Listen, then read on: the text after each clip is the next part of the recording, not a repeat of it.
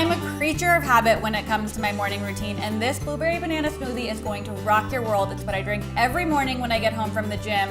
Okay, first things first, we're gonna make this flax, chia, hemp seed mixture, which is, I mean, everyone always tells you to put like protein powder in your smoothies. I don't have time for any of that. So I just make my own little mixture at home.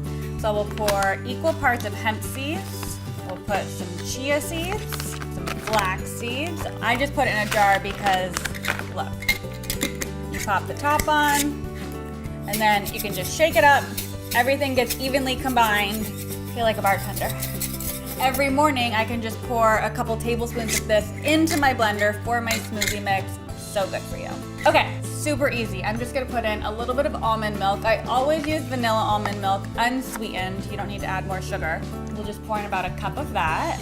You could also make your own nut milk, and I'm going to teach you guys how to do that in an upcoming episode. But for today, we're going easy.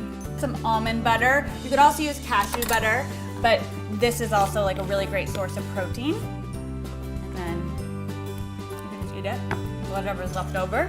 We'll put in a whole banana, and then about a cup of frozen blueberries.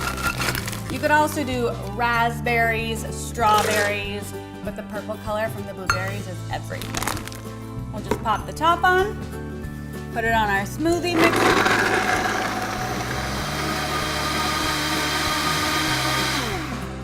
And that's my favorite part about the Vitamix, is it just turns off on its own for smoothies. This is literally my favorite part of every morning. I'm so excited. We just pour it in. By the way, that recipe I just showed you makes 1 serving. Perfect. And all the chia and the hemp and the flax seeds are blend up.